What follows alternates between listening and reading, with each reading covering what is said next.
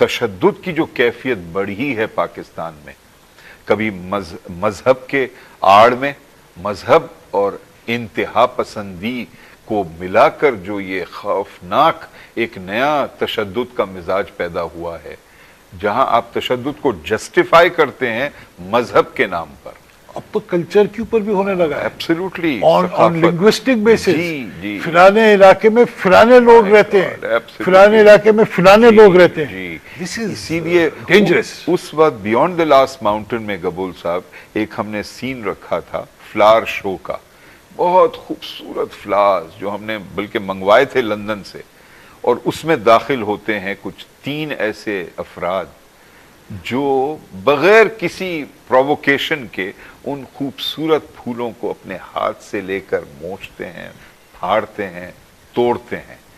تو تھا تو بڑا کروڈ، لیکن میں چاہتا تھا کہ یہ ایک علامتی طور پر ہم دکھائیں کہ کس طرح تشدد کو آپ فروغ دے سکتے ہیں، ایک مائنڈ لیس وائلنس جو ابھر رہا تھا اس وقت پاکستان میں، اور وہ مائنڈ لیس وائلنس آج بھی موجود ہے، اور بعض دفعہ وہ ایک مائنڈ کا ایک بہانہ سہارا لے کر اپنے آپ کو سامنے لاتا ہے۔ تو ضرور آپ کو بھی دعوت دیں گے کہ آپ بھی اس میں شامل ہوں، beyond the last mountain. I think that would be a good experience کہ جو آپ پاکستان کو جو آپ آج دیکھ رہے ہیں، جی ہاں، آپ اس ماؤنٹین کے بیونڈ جو آپ کچھ نظر آ رہا ہے، اس کا اگر آپ ایکسپیرینس اگر آپ ایک ڈاکیومنٹری یا فلم کے حساب میں لے آئیں، تو I think it will be very educative for not only Pakistan but even for how the Western world and look at Pakistan. Very true. I think ان کی اچھا ہوگا۔ Thank you for the suggestion. پھر آئے آپ کی ایک بڑی مشہور رام چند پاکستانی۔ جی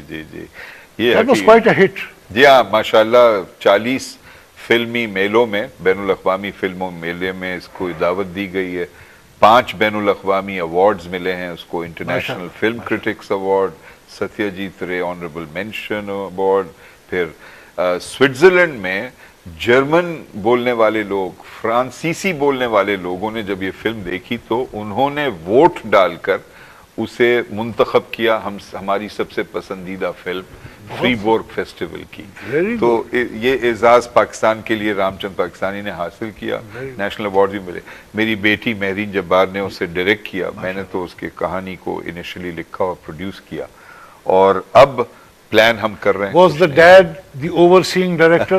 نہیں، ڈائریکشن میں میں نے بالکل دخل نہیں دیا، صرف گفتگو ہوتی تھی مہرین کے ساتھ۔ وہ خود اتنی باشعور اور ہنرمند ماشاءاللہ لڑکی ہے، ڈائریکٹر ہے، کہ اسے میری گائیڈنس کی ضرورت شاید نہیں ہے۔ I think you're being modest. نہیں، بچپن سے ویسے اس کا گزرا ہے، اس کا بچپن ایک ایسے ماحول میں جہاں اس نے دیکھا والد صاحب اس کے ڈائریکٹ کیا کرتے تھے، تو شاید کچھ اس نے اس سے سیکھا ہو، لیکن وہ خود کافی ویل ٹیلنٹڈ خاتون ہے۔ آپ نے پھر سماجی کام میں بھی بڑا انٹرسٹ لیا۔ جی وہی ملت پارٹی ٹوٹ گئی، جی اس سے آپ بدزن ہوئے، جی پھر آپ نے سوچا کچھ ایسا کام کیا جائے جو میں انڈیپینڈنٹلی کروں۔ Was that one of the... نہیں، ملت پارٹی انسیڈنٹلی ٹوٹی نہیں، شکر ہے۔ ملت پارٹی کو ضم کر دیا گیا مسلم لیگ کیو میں 2003 میں، جو کہ مجھے بڑا افسوس، اور 2004 میں اس کو عملی شکل دی گئی۔ میرا جو وابستگی رہی ہے ترقیاتی کام میں، اور میں سماجی کام کے بجائے میں اسے ترقیاتی کام سمجھتا ہوں، وہ شروع ہو گیا تھا 1978 اور 80 کے درمیان، اور آج بھی وہ جاری ہے۔ تو وہ ہے دلچسپی مختلف حصوں میں پاکستان میں، اتنے انوکھے لوگ رہتے ہیں چاروں صوبوں میں، ان کے ساتھ ایک رشتہ بنانا، ان سے بھی سیکھنا، ہماری تاریخی ثقافت، ان کا طور طریقہ، ان کے سوچنے کا انداز، ان کے کام یہ جو آپ کا ہے بان بیلی جو ہے آپ کا، جی اس کی کیا؟ باہ بیلی ہم نے قائم کیا تھا تھر پارکر کے علاقے میں کچھ 25 سال قبل، تاکہ ایک دوستی اور ترقی کے پل کے طور پر یہ کام کرے۔ یہ جو فاصلے ہیں انسانیت میں، لسانیت کا فاصلہ، زبان کا فاصلہ، مذہب کا فاصلہ، اربن اور رورل ڈیوائڈ کا فاصلہ، اس کو کیسے برج کریں گے؟ یہ ہم نے کیا ہے نا، اور ہم نے 26واں سال اب ہمارا شروع ہو چکا ہے۔ 600 کلومیٹر دور وہ جگہ ہے وہاں پر کوئی ہوائی جہاز نہیں جاتا، نہ کوئی ٹرین کی سروس ہے، صرف سڑک کے ذریعے آپ پہنچ سکتے ہیں۔ جگہ آپ نے سلیکٹ کیسے کی؟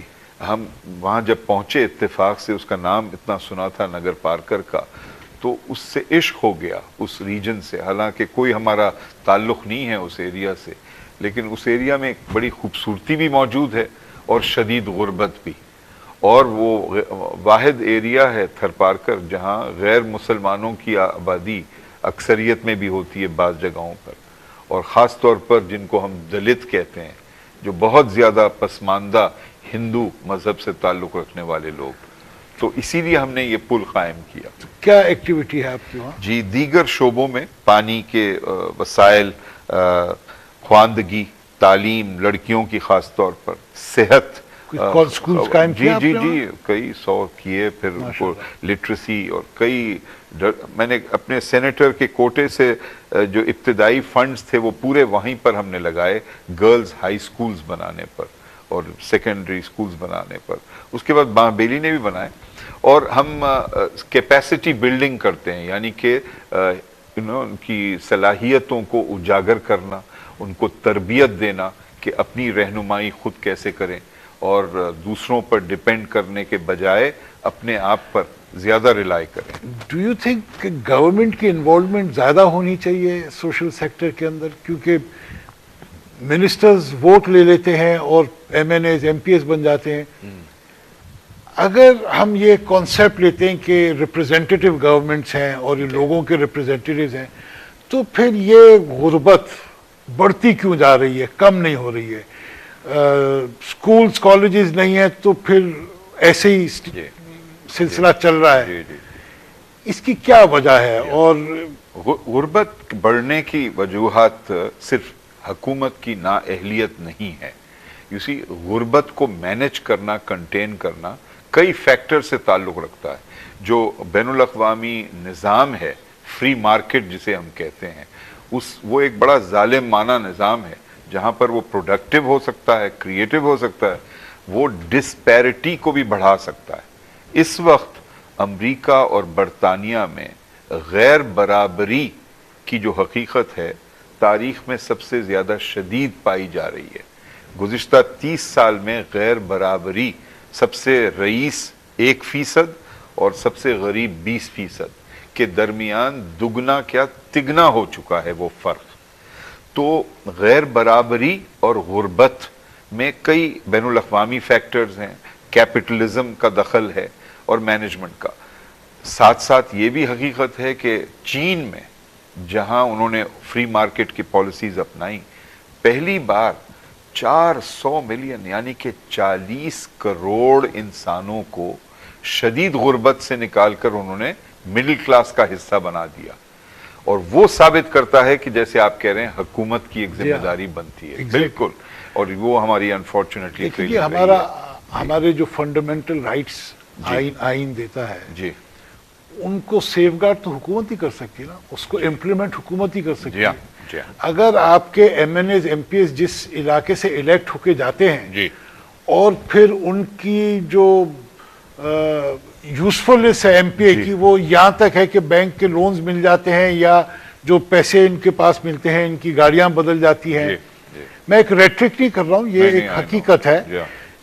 تو یہ جس طرح ہم ان کو اگنور کرتے چلے جا رہے ہیں لوگوں کو، اور ان کی غربت میں کمی نہیں آ رہی ہے بلکہ بڑھ رہی ہے، تو اس کے لیے آپ کچھ میں پھر اس پر زور دوں گا گبول صاحب کہ مہنگائی جب بڑھتی ہے یا غربت بڑھتی ہے تو کئی اکنامک، معاشرت کے کئی فیکٹر، معاشرے کے کئی فیکٹرز آ جاتے ہیں جس کا تعلق ویسے براہ راست سیاست دانوں کے ساتھ نہیں ہوتا، international law of supply and demand وغیرہ، لیکن عوام ہی تو الیکٹ کرتی ہے نا یہ MNAs, MPs کو الیکٹ کون کرتا ہے؟ وہ تو اس لیے الیکٹ کرتے ہیں کہ بیچارے ان پڑھ ہیں، جاہل ہیں۔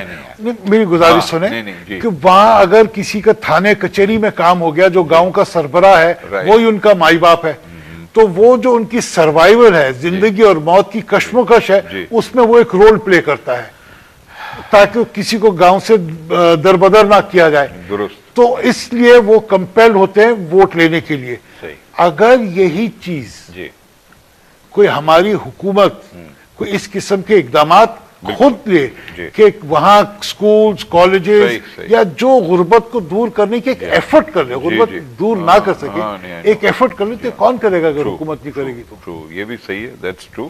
اولین ذمہ داری حکومت وقت پہ ہی ہوتی ہے, لیکن ساتھ ساتھ سماج میں کچھ سیاسی تحریکوں کی بھی ضرورت ہے جو صرف پارٹی کے طور پہ نہ سوچیں بلکہ سماجی تبدیلی کے. Politics is a form of social work. اگر آپ Absolutely, I agree with you. اگر آپ سیاست کا مطلب ہی سوشل ورک ہے, ہمارے یہاں سیاست کا مرد ہے لا ادھر لا, لیکن ایکچولی سیاست کا مطلب سوشل ورک. بالکل صحیح فرما رہے ہیں. انہی کلمات کے ساتھ جاوید جبار صاحب آپ سے اجازت لیں گے. دل چاہ رہا ہے بہت گفتگو کو, لیکن 1 گھنٹا ایسے گزر گیا پتہ ہی نہیں چلا. آپ کی دلچسپ باتیں, بہت اچھی باتیں کی, بہت سیکھنے کو ملا. اور اس ارادے کے ساتھ کہ آپ بیونڈ دا لاسٹ ماؤنٹین کے بیونڈ جائیں گے اور کچھ کے ساتھ انشاءاللہ, اور ایسی ترمیم کچھ دیں گے جس کے اندر میڈیا اور سوشل لائف میں سے, سوشل سیکٹر سے آپ لوگوں کو پیمرا میں انوالو کریں تاکہ ایک healthy code of ethics establish ہو سکے.